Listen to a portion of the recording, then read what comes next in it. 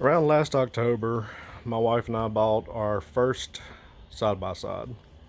A new to us, therefore used 2011 Polaris Ranger 800 EFI. And the first day we got to actually enjoy it, just kind of drive it in the small community we live in. We probably drove around about 14 miles. And I noticed after a stop we made that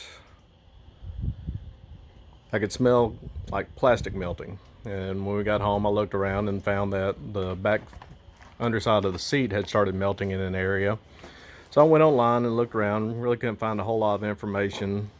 So I ordered this Heatshield, aluminum reflective, insulated, adhesive heat shield, and put on the bottom of the seat. There's a video out that I did when I did it. So far it's actually turned out pretty good.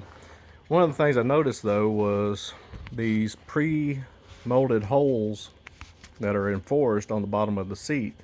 I couldn't really find out what went there until I talked to a friend of mine, and he told me that in 2012 they actually started putting this underneath the seat, a pre-molded thin aluminum reflective heat shield. So I ordered one of these and the screws and washers to mount it with. And also in 2012 they added this, a center support for the seat to keep it from, basically give it some stability. Well, when I looked underneath my 2011 to make sure it's going to fit, it does. This is the same seat support that's used in a 2012. The back side of the seat support mounts right there with 2 rivets, which I ordered those, and the front of it secures with a screw right there, and it fits perfectly. So basically in 2011 they knew it was a problem. They just opted not to put the parts in to take care of it until 2012. So that's what we're going to do this evening. I'm going to install the center seat support and the heat shield on my 2011 Polaris Ranger. So let's get started. I'll put my light back up here so I can see what I'm doing. It's kind of dark and dreary out here where I live at today. I think it's going to rain all week long. It keeps up, I'm going to have a P road to get back and forth to work.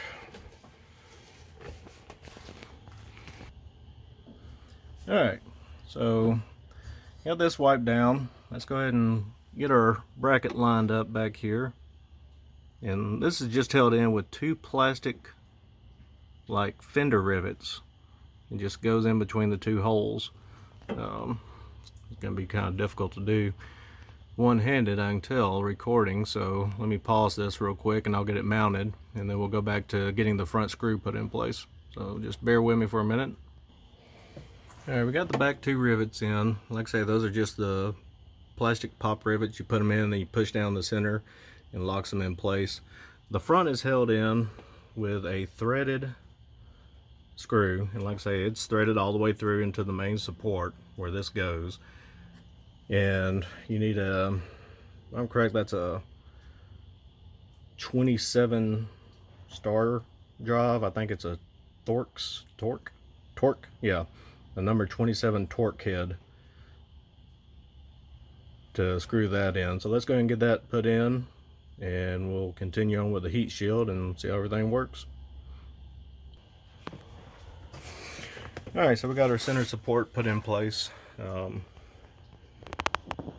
kind of tight getting the screw in with the hoses and wires going to the fuel injector and the engine.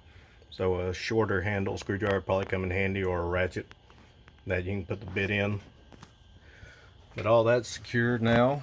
Now we'll move on to putting the factory heat shield on the seat. It's going to be a little bit more difficult to line up since I have that padded insulation already underneath there.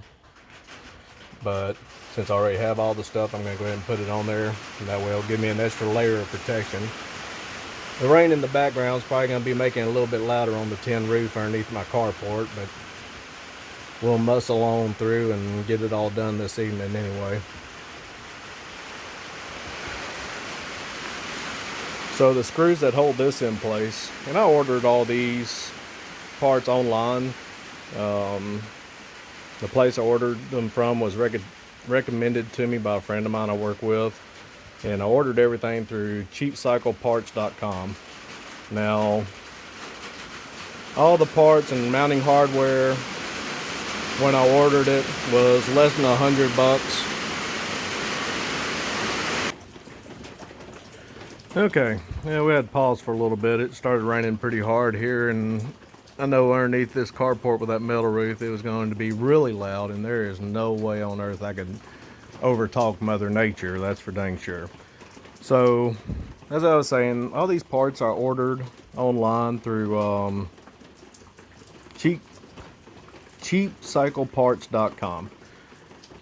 And the heat shield, the screws, washers, the center seat support, the 2 rivets, and the mounting screw all came in at just under $100.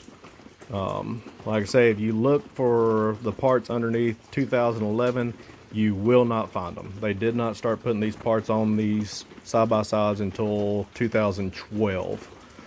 So now that we got the heat shield installed, screwed into place, let's go ahead and get our seat mounted back up and see how everything does. Okay, well, seat went back down in place okay. The pins went into their holders okay. They'll definitely pull up a little bit easier. You can definitely feel the center support when you push down in the middle of the seat. It really has gotten rid of any give that plastic may have had. So, and here comes the rain again. So I'm going to go ahead and cut this short. I hope this helps anybody that has an issue with the seat getting too hot or not enough support underneath the middle of the seat. Like I say, these parts were put into play in 2012. So, but they will work on a 2011 Polaris Ranger. Thank you and have a good evening.